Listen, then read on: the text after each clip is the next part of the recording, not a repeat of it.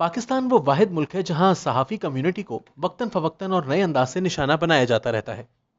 پاکستان میں جمہوریت کی بحالی اور آمریت کے خلاف براہ راست فرنٹ لائن پر اگر کوئی کمیونٹی لڑی ہے تو وہ صحافی ہیں۔ اس کے عوض صحافیوں پر غداری کے مقدمے بھی ہوئے، دباؤ کے باعث انہیں نوکریوں سے ہاتھ بھی دھونے پڑے، دھمکیوں کے باعث ملک سے دور بھی رہنا پڑا۔ مگر افسوس اس بات کا ہے کہ ایک ایسی حکومت جو میڈیا کے بلبوتے پر حکومت میں آئی، اس کے دور میں میڈیا نہ صرف سینسرشپ کا شکار ہو رہا ہے بلکہ آزادی اظہار کے پرچار پر قدغنیں لگاتے ہوئے نامعلوم افراد کی جانب سے صحافیوں پر جان لیوا حملے بھی ہو رہے ہیں۔ اس عمل کے باعث پاکستان کو عالمی سطح پر جس جگ ہسائی کا سامنا ہے، جبکہ یہ ایک انتہائی سنجیدہ معاملہ ہے۔ حال ہی میں عالمی خبر رساں ادارے وائس آف امریکہ نے پاکستان کے صحافتی حالات اور موجودہ حکومت سے متعلق کہا کہ رپورٹرز وداؤٹ بارڈرز کی ایک تحقیقاتی رپورٹ کے مطابق پاکستان کو صحافتی آزادیوں کے حوالے سے 5 بدترین ممالک میں شامل کیا گیا، اور اسی رپورٹ میں 2020 میں 4 صحافیوں کی اموات کا تذکرہ بھی کیا گیا۔ وائس آف امریکہ کے مطابق موجودہ حکومت صحافیوں کے معاملے میں سنجیدہ نہیں۔ وزیر اعظم عمران خان نے 2018 کے انتخابات کے بعد جب سے اقتدار سنبھالا ہے، تب سے ان کی حکومت کے پریس اور نشریاتی کارکنوں کے ساتھ تعلقات میں تناؤ مزید بڑھا ہے، جبکہ مخالفین کا کہنا ہے کہ عمران خان نے فوج کی مدد سے میڈیا پر کریک ڈاؤن کر کے اپنا اقتدار سنبھالا ہے، اور ایسے واقعات کی تاریخ پاکستان میں پرانی ہے۔ 2018 میں کریک ڈاؤن کے دوران ملک بھر سے 3000 سے زائد صحافی متاثر ہوئے اور بے روزگاری کی جانب دھکیلے گئے۔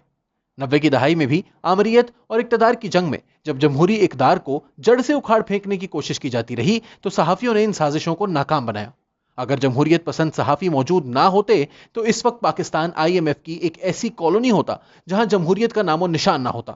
ایسٹ انڈیا کمپنی کے بعد کے حالات سے بھی بدتر حالات ہوتے۔ 90 کی دہائی میں 500 سے زائد جمہوریت پسند لیڈران کو گولی سے اڑا کر فرانس اور روس کے انقلاب کی ایک نئی صورت پیش کرنے کا منصوبہ بھی ایک صحافی نے ناکام بنا کر ملک کو خونی انقلاب سے بچایا۔ اس خوفناک کہانی کی حقیقت بیان کرتے ہوئے ڈاکٹر اقبال واہلا، جنہوں نے ایٹمی پلانٹ کہوٹہ کی عمارت ڈیزائن کی تھی، نے اہم انکشافات کر رکھے ہیں۔ ڈاکٹر اقبال واہلا اپنے ایک انٹرویو میں جاوید چودھری کو بتاتے ہیں کہ 1992 میں کسی پروجیکٹ کو پاکستان میں شروع کرنے کے حوالے سے امریکی سینیٹر نے ان سے $10 لاکھ کا چیک لینے سے انکار کر دیا، اور ڈاکٹر اقبال واہلا سے کہا کہ یہ کام اب آپ چھوڑ دیں کیونکہ پاکستان میں حکومت بدلنے والی ہے، لہٰذا یہ کام اب وہ خود دیکھ لیں گے۔ ڈاکٹر واہلا کہتے ہیں کہ میرے لیے یہ خبر بالکل حیران کن اور نئی تھی کیونکہ پاکستان میں حالات بالکل پرامن تھے۔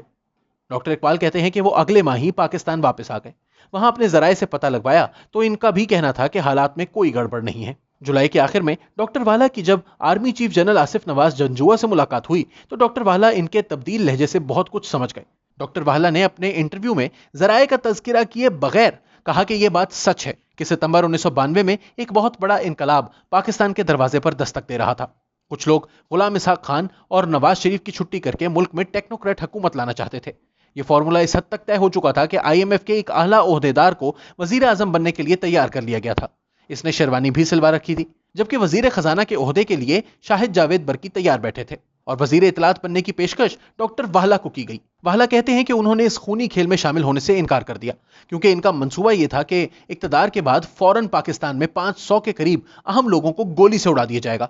بعد ازاں ناجائز طریقوں سے دولت کمانے والوں کو ٹارچر سیل میں بند کیا جائے گا اور کالا دھن وصول کیا جائے گا۔ گو کہ یہ منصوبہ بڑا آئیڈیل انقلاب تھا، لیکن میں اس کشت و خون میں نہیں پڑنا چاہتا تھا، تاہم میں نے اس منصوبے کو صیغہ راز میں رکھنے کا وعدہ کیا کیونکہ اس کے علاوہ میرے پاس کوئی راستہ نہ تھا، وگرنہ 500 مقتولین میں ایک نام میرا بھی ہوتا۔ ڈاکٹر واہلا کہتے ہیں کہ ہو سکتا ہے کہ یہ منصوبہ آگے چل کر کامیاب ہو جاتا، لیکن 17 اکتوبر 1993 کو پاکستان کے ایک بڑے اخبار کے چیف ایڈیٹر نے یہ ساری کہانی نواز شریف کو بتا دی۔ اس چیف ایڈیٹر کو انقلابیوں نے اپنا بندہ سمجھ کر اعتماد میں لینے کی غلطی کر لی تھی۔ نواز شریف محتاط ہو گئے اور انقلابی فوراً بکھر گئے۔ اس سے قبل نواز شریف کے خلاف کوئی مزید سازش تیار ہوتی، آصف نواز جنجوعہ انتقال کر گئے۔ ان انقلابیوں کا یہ کہنا تھا کہ ان کو قتل کیا گیا ہے، اور یوں انقلابیوں کی یہ سازش اپنی موت آپ مر گئی۔ آج میڈیا کو ماضی و مستقبل کا تانا مارنے والے غیر جمہوری سوچ اور قوتوں کو یہ نہیں بھولنا چاہیے کہ جس ملک میں وہ میڈیا پر دھمکیوں، حملوں اور پابندیوں کا سہارا لے کر ان کی زبان بندی کرنا چاہتے ہیں، اگر 93 میں سے ایک صحافی نے اپنی زبان بند کر لی ہوتی تو ملک کے حالات یہ نہ ہوتے۔ آج جو کٹ پتلی حکومت اپنی انا اور تکبر میں میڈیا کو دبانے اور طاقت کے نشے میں دھت ہے، وہ اسی حالت میں ہوتی جو حالت 47 سے قبل مسلمانوں کی تھی، اور یہ سب IMF کے کسی کارندے کو جی صاحب پکار رہے ہوتے۔